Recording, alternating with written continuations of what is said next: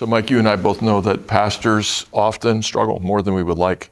And there are signs that pastors are going to start struggling. And I notice things like sleeplessness on one side. On the other side, hyper work that causes it. And others that get burned out, and you find they're coming to meetings or preaching sermons unprepared. So they can't manage their time. They can't decide whether they should work really hard or whether they're exhausted. That's one thing I notice.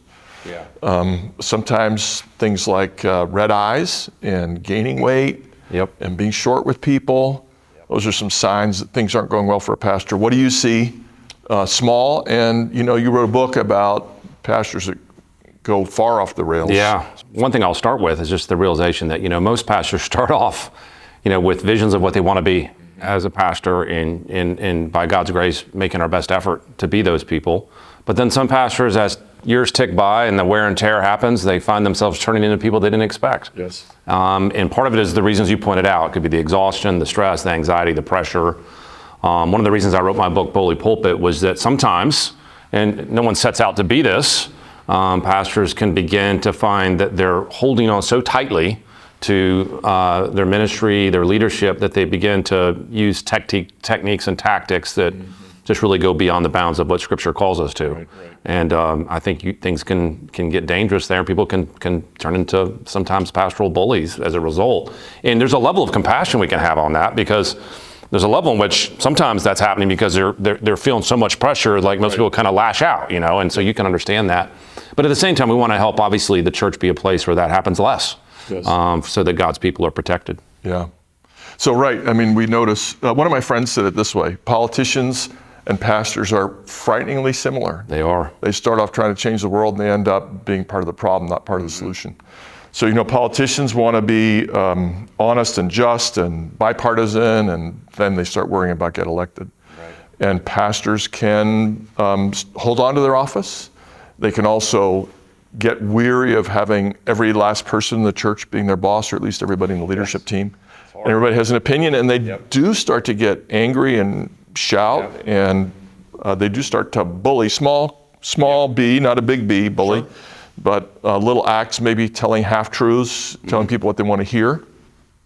So we both recognize small things. We just spend a minute. Would you tell us just a couple things about what to do if you have a big B bully, and how a church can handle it if they have someone who's not having ordinary pastoral problems or ordinary failures, real failures, but ordinary failures of sanctification? Yeah, well, one of the things I think you pointed out there, which is really key, is that it's a gradation, right? It's, when we talk about people with problems in the pastorate, it's not, all or nothing. Right. And people have a range of different things. And like you said, some people struggle with things that are what you call ordinary problems. But then sadly, things advance to these bigger problems. And we've seen that over the last 5 or 10 years, maybe more than we had used to. We don't know. Where it seems like there's more capital B bullies out there than maybe prior generations had seen. And there's ways to spot that. It's important to say that it's not mathematical. Right. Boy, if it were, wouldn't that be nice? If it was just like, crunch a few numbers, check a few boxes, and now you know. There's a level of subjectivity to it. I have to be very careful and cautious. But I'll mention one thing to keep an eye out for, and that is what folks have called the relational debris field behind certain leaders, that they lead for a while and there's sort of this trail of bodies behind their leadership. And we're not talking about the normal conflict that happens in ministry, because look, you do ministry with sinful people and we're sinners, there's going to be conflict. People disagree. Absolutely. And people get hurt. Yep. And feelings get hurt, and those can be tough things, and it can be painful things. But the kind of debris field we're talking about is sort of destroyed lives. A wreckage of lives, usually people leaving, usually broken relationships, usually unrepaired relationships, can be one of the telltale signs that you might have a leader on your hands who's heading down a unhealthy path, and it's causing problems in the church. Yeah, one of the things about pastors is they're put on a pedestal. You're the most awesome ever, and then knocked down to, the man's just incompetent. I don't know why we ever hired him. At the top, there is this sort of we are special mythology, and we're special because I'm special and you're with me. Yes. And when that starts to happen, I know you wrote about this, but a lot of people see it. You start surrounding yourself with people who will protect you and the people around who think you're you, special. Who think you're special. And exactly. maybe, the truth of the matter is, maybe they are special. Yeah. I mean, professional athletes think they're special because they are. Yeah. They're distinctively gifted. Yeah, they're distinctively talented. Gifted, right. Yep. And so sometimes you have a pastor who is distinctively talented, but then they surround themselves with people who want to protect them because they are attacked. Yep. And they do suffer. Mm-hmm. And we want to make sure he can be at his best. But the difficulty is then when they start to go off in an unhelpful direction, the board or the elders, whoever it is that would correct them, is unwilling to hear anything negative because they're so intent on defending the leader. I'm not talking about big B bully. Yeah. I'm talking about a person who slowly goes in a destructive direction. Yes. Yeah. No. This is what I call the franchise model of pastoral ministry, and the fact that you used a sports analogy is totally fitting because I think the world has an idea of how you lead an organization. The way you lead an organization is you find your superstar, and then you build the organization around your superstar, and that's true for sports. That's true for CEOs of companies, lawyers, politicians. and well, why not for the church? Right. And you build your entire ministry around the identity of this individual. But we all know that the track record of that is not healthy, and we know that model is not necessarily one we find in Scripture. I mean, it's unbiblical. Yeah, it's totally unbiblical. Variety of gifts, not. And what we don't realize is that not only are we hurting the church when we do that, we're actually hurting the pastor too, because you set him up for failure. Because nobody can live up to that. No one can maintain that level of expectation on them. And so what happens is when things start to go bad, you end up having church splits and destructions and different things. And I wrote my book certainly about bully pastors, but I also wrote it within that trying to positively recover what does humble leadership look like, right? What is gracious, kind leadership like Christ look like? What does gentle leadership look like? And truthfully, I think maybe the church has listened to secular models of leadership a little too much. Not that we can't learn anything from those, but they have a certain vision for leaders that I don't know works very well in the body of Christ.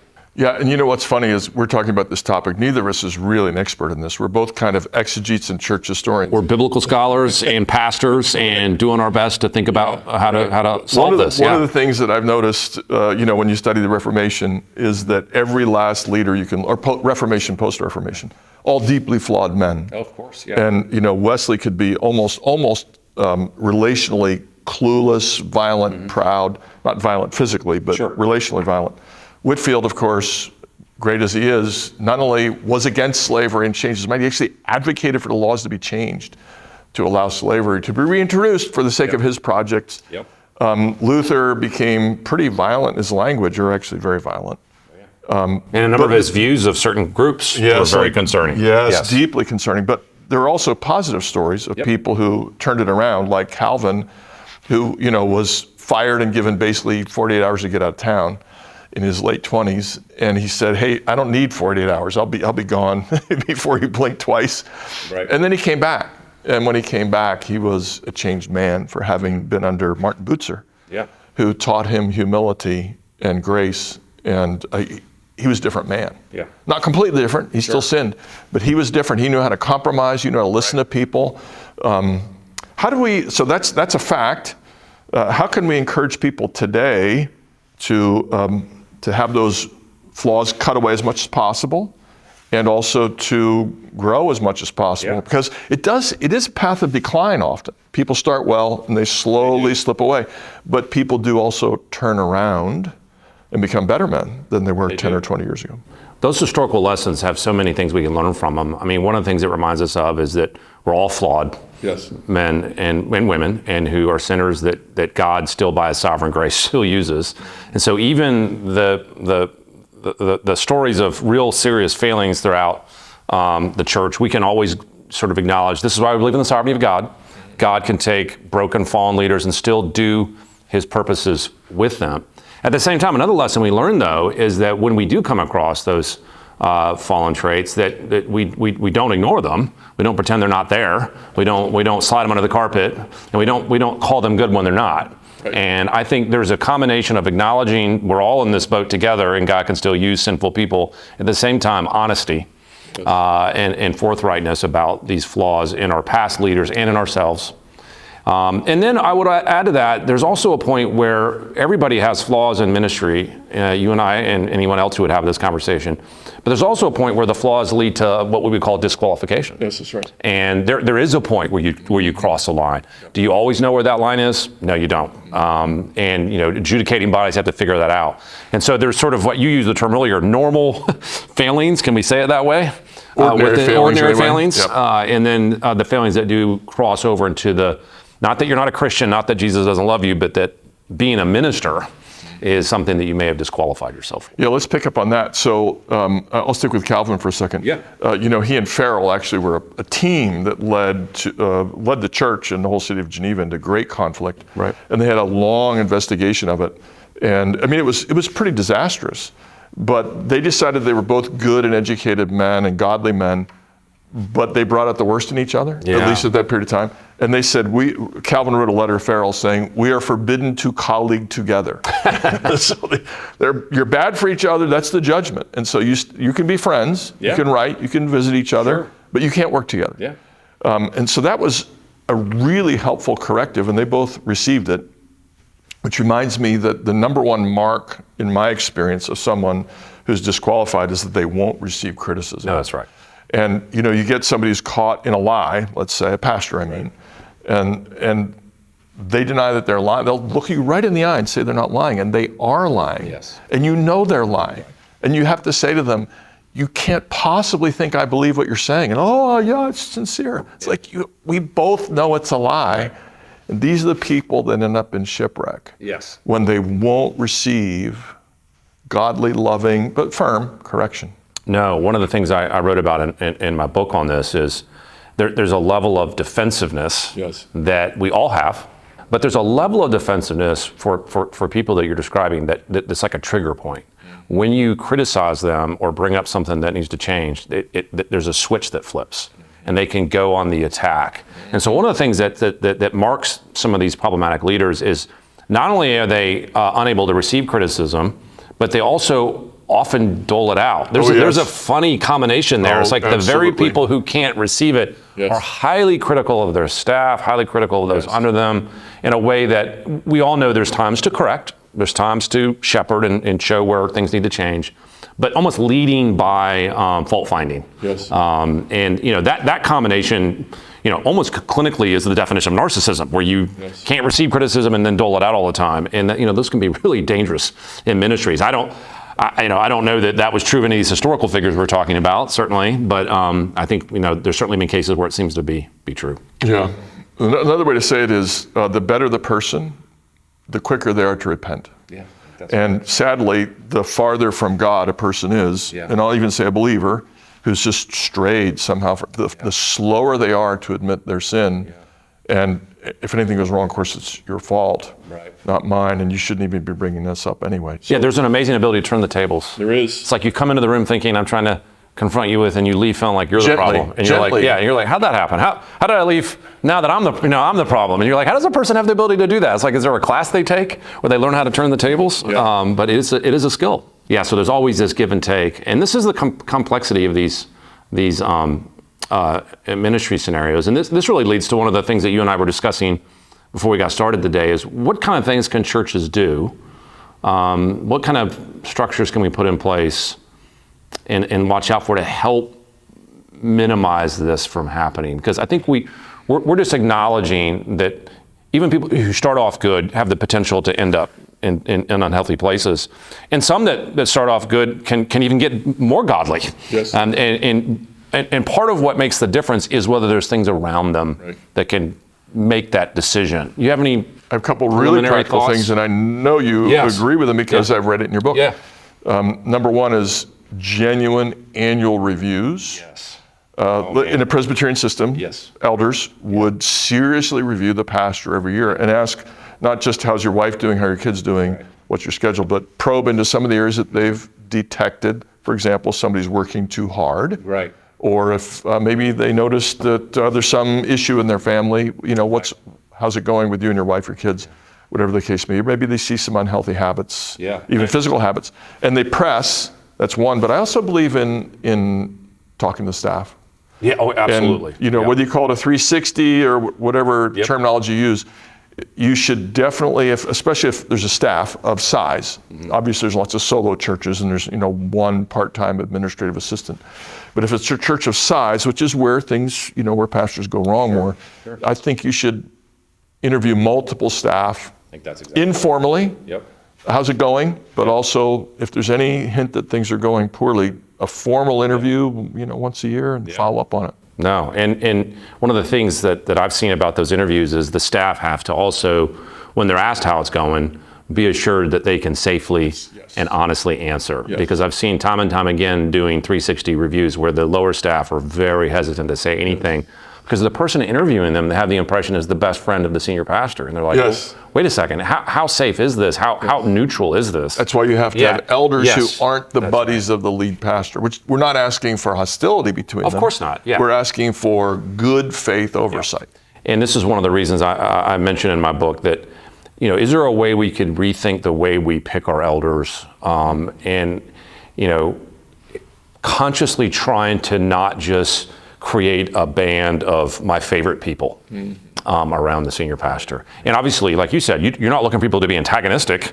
That's a whole nother problem.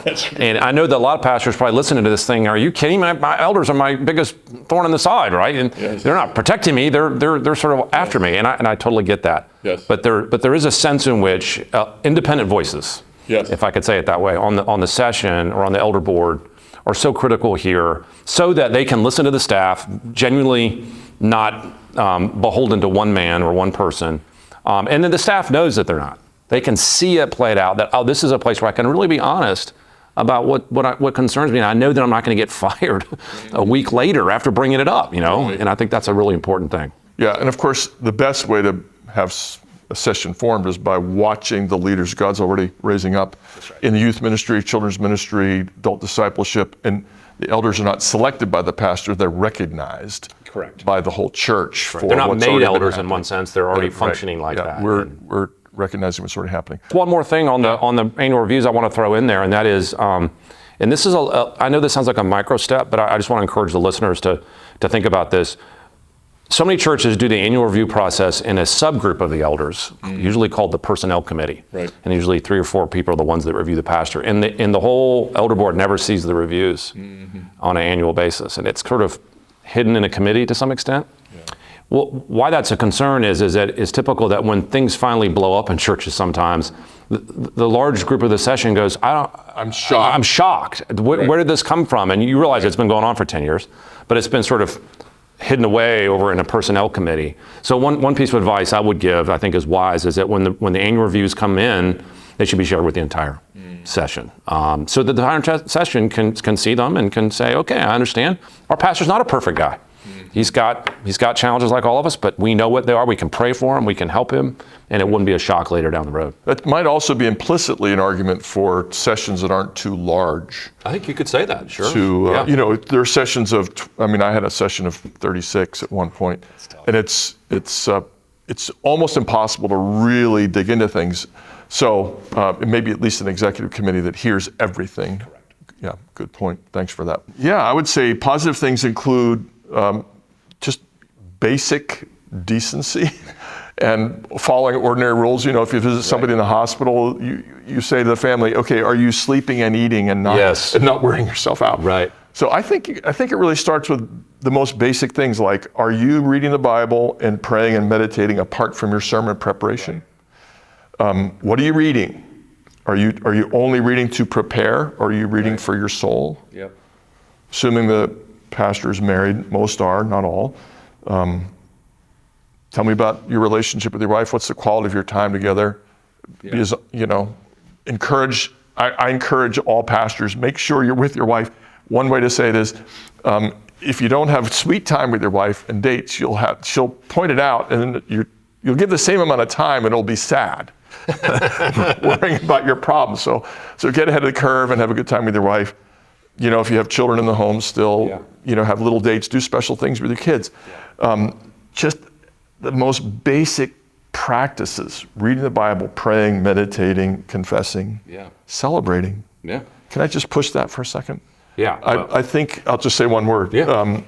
I find not only pastors are beaten down by their elders, but elders are weary. Elders need to be praised and thanked for the work they do. They do. And if you have a staff, and not everybody has a staff, but if you have a staff, children's work, youth work, administrative work, if you have a finance director, a lot of it's very thankless.